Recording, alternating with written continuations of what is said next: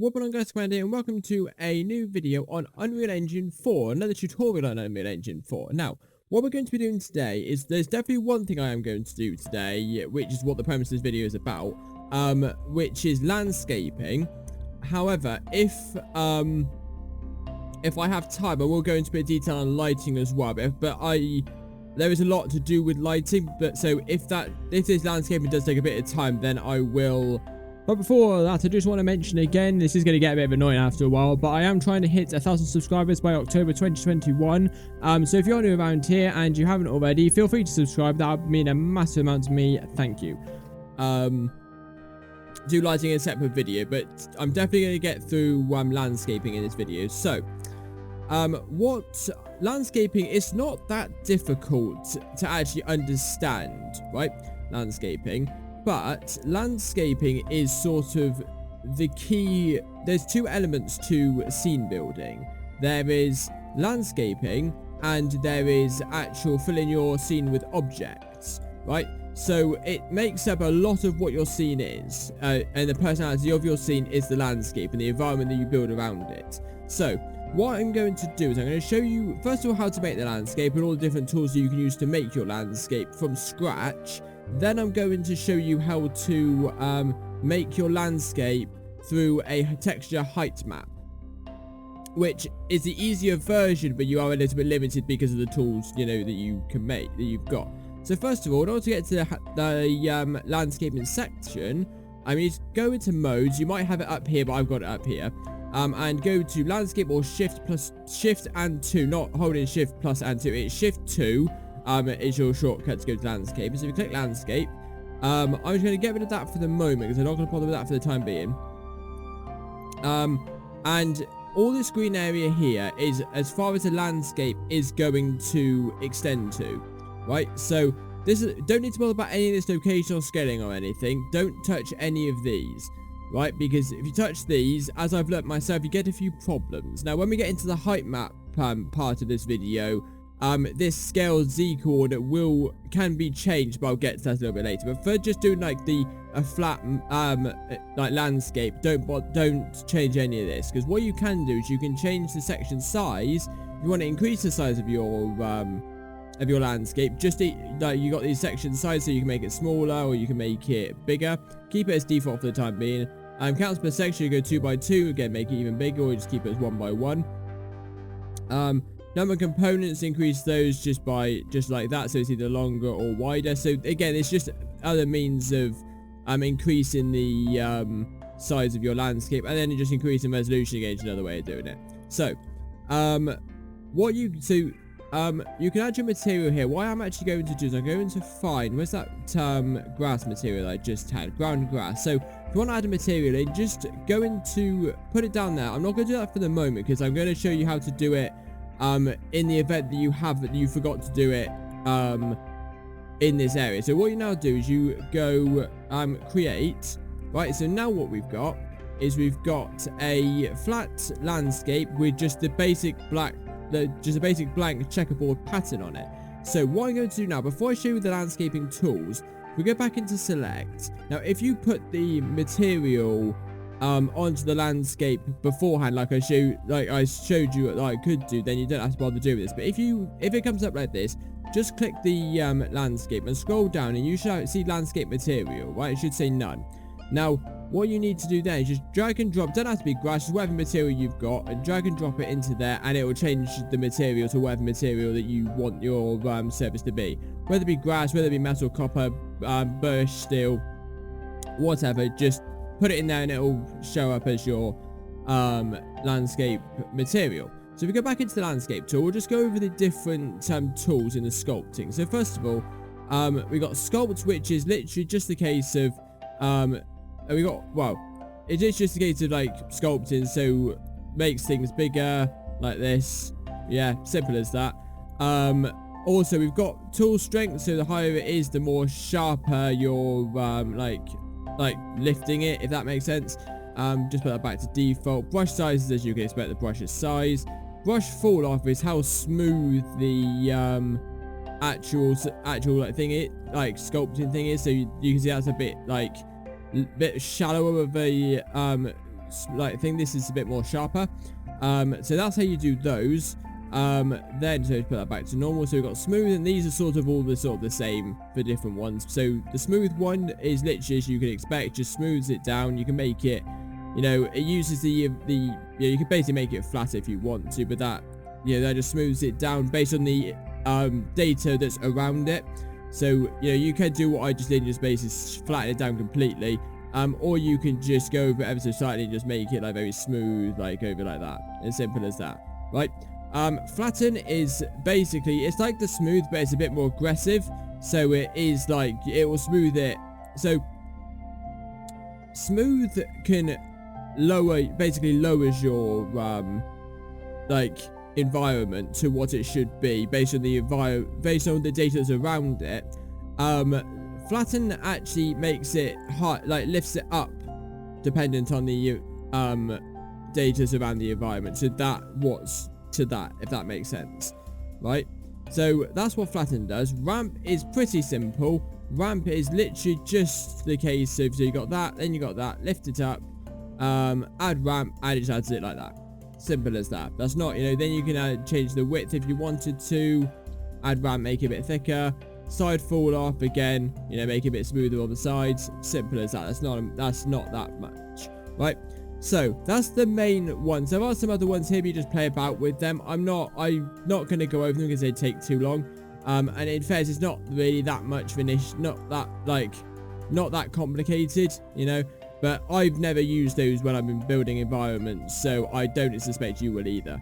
However, that's how you would make your own basic like landscape, just like that, right?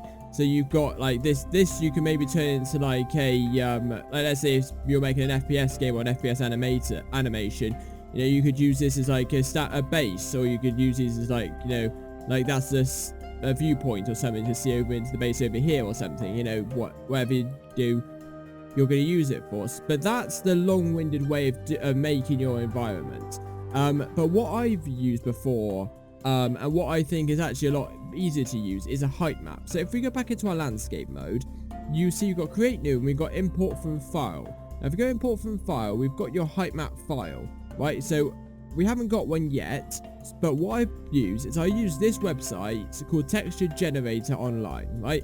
Now, it is used for making just random textures, right? But what it's also very good at is making height maps, right? So if we go to this one here, which is terrain, right, you can see very colorful, right? But what we need to do is if we take out colored and then we take out shadow, what we then get is this is what a height map basically looks like, right? It's black and white. So the white bits are the heightened areas. So again, if we put it back to colored, you can see, white bits, mountains areas, then these little darker bits are like ravines or whatever you.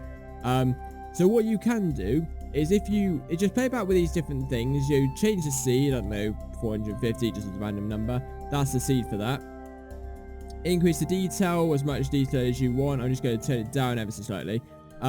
Scale, so how big you want it, so like that. Don't bother about the shadow because we haven't got a shadow on it. Mountains, if you want really tall mountains, or if you don't want particularly tall mountains. If you want really tall mountains, you can do that. If you want slightly less tall mountains, you can do that. I'm gonna have it somewhere like in the middle. Then you've got, so once you've got it perfect, I'm actually just going to change the seed a little bit because that looks a little bit too mountainous to me. So I'm just going to change it to 4, just like that. That seems a little bit better. So what you can do then is when you're ready to download it, you've got a drop down. So you've got tiny, small, normal, big, or huge, depending on how big you want it to be. So if you want it like a huge environment, then you can, like a huge landscape you're going to use and put huge, or, whatever. I'm only going to use small because I don't want it tiny, because tiny is quite small. But I don't want it gigantic because otherwise I'm going to lag my project out. So then you click download. And then if you just go to, I was going to say it on my desktop just because why not? Then you go back into Unreal Engine and you click these 3 dots. It'll open this up. Then go desktop and texture PNG, and it will then open up and show you what this environment is actually going to look like. Now, as you can see, it is quite steep, right, the mountains are quite tall, right? Now what you can do is you can lower the Z coordinate, and then look at that, it makes the mountains a lot less aggressive, right? So, or if you want to be super aggressive, you can even higher it, right? But I don't want the mountains that aggressive, so I'm going to bring it down to probably about, I don't know, let's go 35, that'll do. Leave everything else as it is. If you want to add a material now, by all means, just drag and drop it in there like that. Then click import, and it's done like that, right? So you've got your height map sort of thing imported. Now, this is, I wouldn't use this personally, right? This particular environment, but I mean, somebody else might see a bit of a use in it. But this is a bit too mountainous for me. Really, if I go back into here, I really could have just turned the mountains down a bit more, or just change the sea, because that, look, there's a bit too much mountain over there. However, this will do for the sake of this tutorial. Now, as you can see, if we go down just to this area here, it seems very rough, right? It seems very mountainous, which is obviously what it's supposed to be, but it seems very, like, a bit jagged. So what you can do instead is, if you go to your smooth, you can go over it, and look at that, it just smooths the entire area around. It makes it look a lot more visually, like, pleasant and appealing, just like this. Like that, and that instantly just makes the environment look a lot better than all of this is just, like, so jagged and, you know, what have you. So that's really quite, that is, you know, how you solve it. And that, I would be much more happier working on an environment like this rather than an environment like this.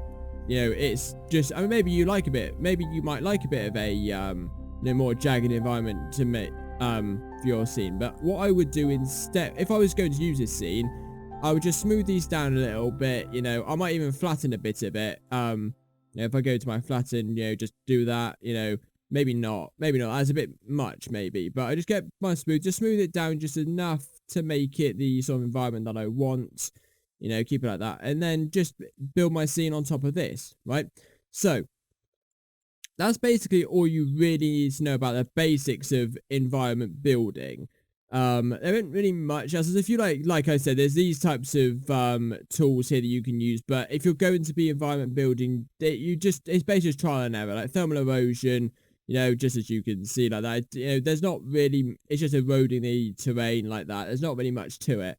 Hydro, again, I don't really know what these ones actually do necessarily. And also, well, you've got a little, like, tool, it explains it up here. So, now what I'm going to do is talk about lighting. Now, lighting is the one thing that's going to turn your scene from looking really bad to really good, right? So as you can see here, the scene, it looks quite well lit. So we've only got one, we've got a directional light source here. It's all set to, wow, turn up a little bit, back to default. I'll stick that down just to 5, right? Want it quite light, but I don't want it too light. But aside from that, it's more just set to defaults, right? But we have got 81 unbuilt objects, right? Now, what I'm going to do is I'm going to get our clone trooper, and I'm actually going to drag and drop him. I'm not sure how big he's going to be. Oh, he's going to be tiny, right? I'm going to just scale that up. Let's go 50. Oh no, that's not worked. Scaling up 10. There we go. Right, so now we've got our clone trooper in our scene. Right, now as you can see, he's lit okay. He's not particularly very well lit. But if we go into build, now we've got our lighting here, right? So what I like to do, now I do things a little bit differently than most other people. Most other people build their scene first, with all their lighting and everything, and then build their lighting afterwards. What I like to do is I like to set my scene up first with all the basic lighting things that you've got. So let's say like your skylight, your directional light, any torches or anything.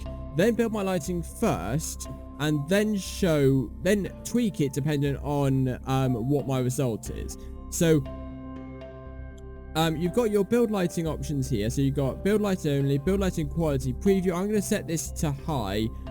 If you haven't got a very good PC, the higher quality you do it, the higher quality you do it, the longer it takes, right? Simple scene like this, it shouldn't take too long, even on production, but I'm not going to put it on production just in case. I don't want to stay any longer than I need to. But I'm just going to do build lighting only. If you just click the build option, it'll build everything. Reflection captures everything.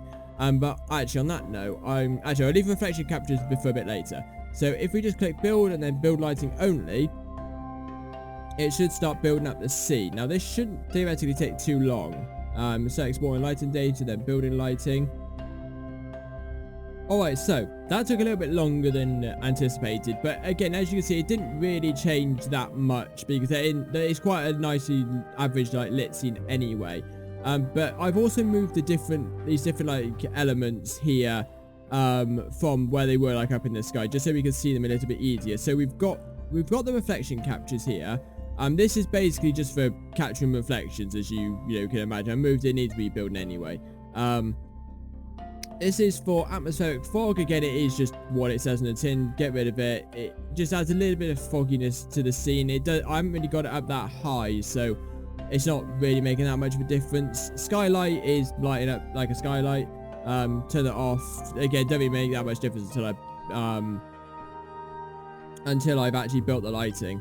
But then we've got this directional light. Now this directional light, or this light source, is basically the main thing as far as lighting is concerned for the overall lighting of the scene. Now if we go inside something, like an inside building or something, then you are going to think about spotlights and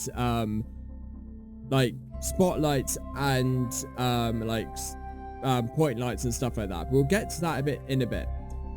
So literally you just turn this, so you basically what you've got this arrow here, and this is the indicator of where the sun is actually reflecting from, not necessarily the sun's position, although does it actually work in the same way? No, it doesn't. So this arrow is the actual direction of where the sun is heading. So if it's pointing this way, the sun is going from behind me towards the front of me. As I twist that way, you can see it goes darker, and get a bit of a night scene going on, or we can go backwards and we can go like full nighttime scene, and then we can go daytime as well. So you can sort of have like a full like sun,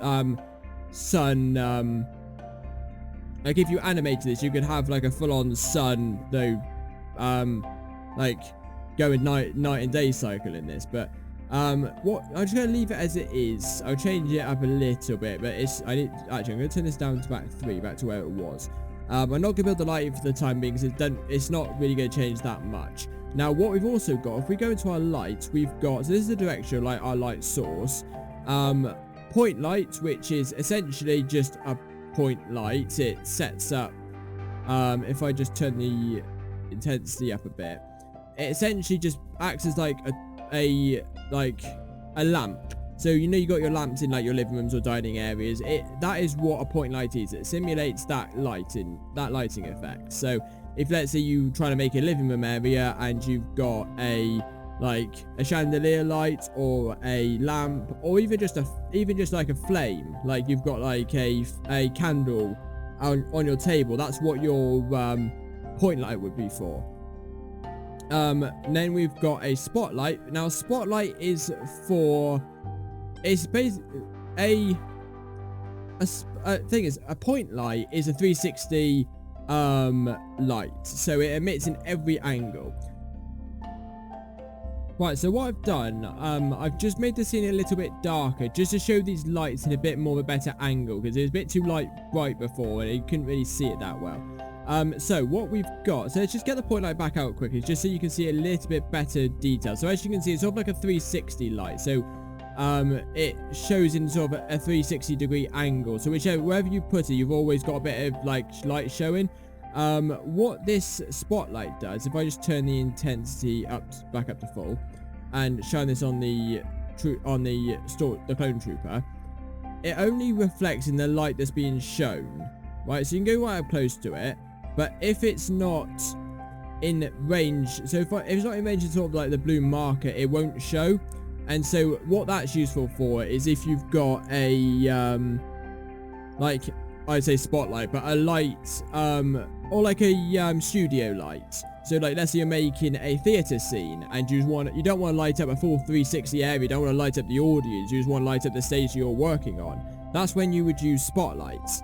Or if you wanted to like street lights, right? Street lights that just show or like a small area, that's when you would use a spotlight. So it is just for lighting up certain areas. So they've got a multitude of uses, but most people would use the spotlights because they they do it 360. However, these well, point lights are very good for lighting up small amounts of areas in any environment in a 360 degree area.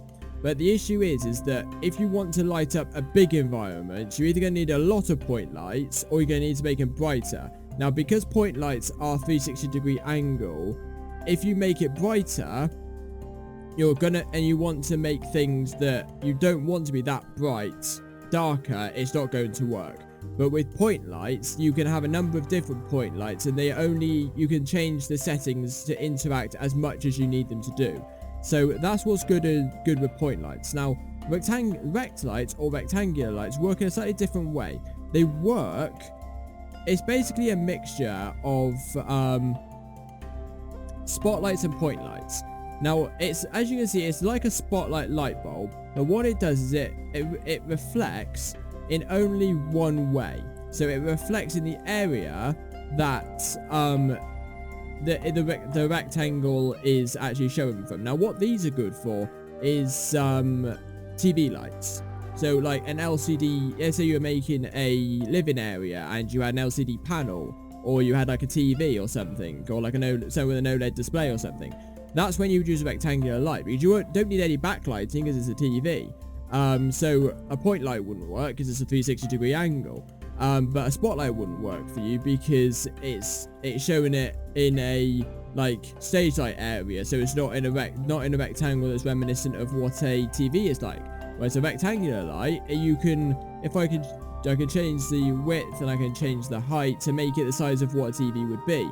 So that's why rectangular lights are good, but I don't particularly use rectangular lights that often, mainly just because the things that I work on don't really require me to use screens. But I can't really think of any other reason to use rectangular lights aside from screens.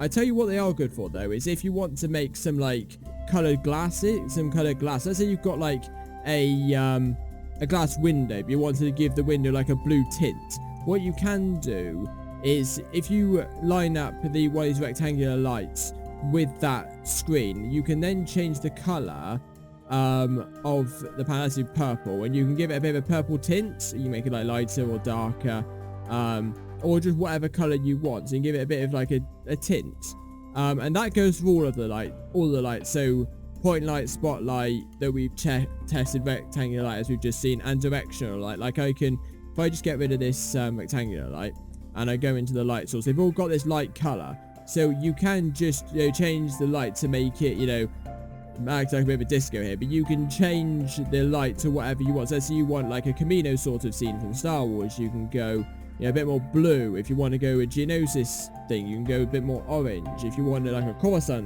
like you can go a bit more like black and grey, depending on where in Coruscant you are. So that's sort of the reason for that. But every time you make a drastic change to your scene, build your lighting. Now, if you haven't got a very powerful PC, always do it on preview. Now, I've got quite a powerful PC with quite a good CPU and graphics card, so I always have it on production or high. Just because even if I've got a big scene, every time I try and rebuild my lighting, it only takes like 5 minutes to do it anyway. So I've always got on a higher production. If you've got a slower or less lower spec PC, do it on preview until you get to near the end of your life cycle for your product, and then do it on production or high. Because once you're done production and high, then you can see what it's going to look like in its final stage, but it is going to take longer, obviously. Now, something we have got here is we've got our reflection capture. Right, now reflection capture, it's something I always have in my scene. If I just build reflection captures, it's something I always have in my scene, but it's never something that I see the benefit of. It's never something that I look at and I think, yeah, that's what I'm going to need in my scene. Ignore the crap lighting from behind, that's just the way I position. It's because I've got a bit of a darker scene. If I change this and made it a bit more brighter, make it a little bit more brighter, change it a little bit, there you go, like that, and then build the scene. I'll talk about the reflection capture while this is building, but what I think with reflection capture, some I've always had in my scene, but it's never something that I've ever seen the purpose of having. Like, I've never seen a reason to have a reflection capture. I've never seen the difference between having it and not having it. But, you know, if it's not going to help, if it's not going to hinder and not going to help, I may as well just stick it in there anyway. You know, it doesn't have a massive performance impact or like drastic like time like thing on my building and my lighting, so it's not really much point to me not having it in there, you know. So yeah, so that's sort of like the main basis of landscaping and lighting, just like that.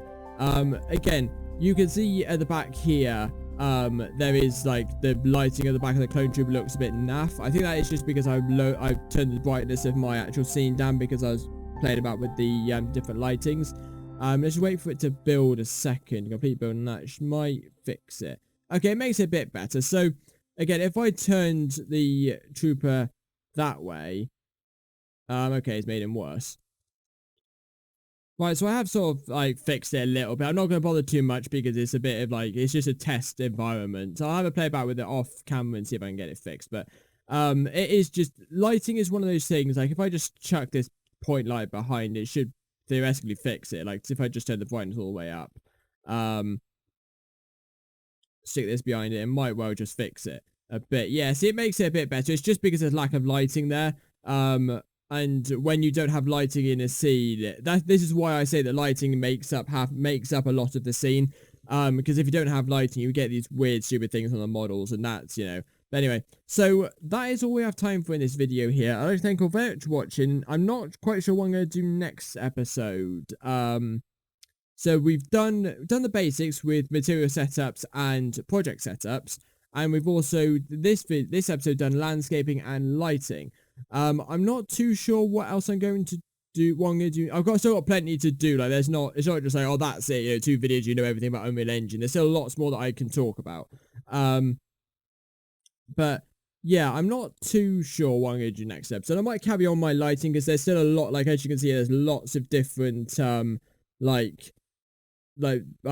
tracing stuffs and that sort of thing that we can talk about as well. But a lot of that will come when we actually build the scene finally. So when we actually get into doing the animation, that's when like I'm just talking through the basics of how each thing works. And when we get into like temperatures and like using temperatures and source radius and that'll come, that's little detail things that we can do to make sure our scene looks perfect when we get to it. So anyway, I hope you guys have enjoyed this video. If you did enjoy, don't forget to smash that like button, hit that subscribe button for more awesome gaming content or any tutorial content. If you aren't already aware, then we are trying to hit 1,000 subscribers by October 2021. So if you are new around here and you haven't already, feel free to subscribe. That would be really appreciated for me. And having said all that, I'd like to again thank you all very much for watching, and I shall see you all later. Bye.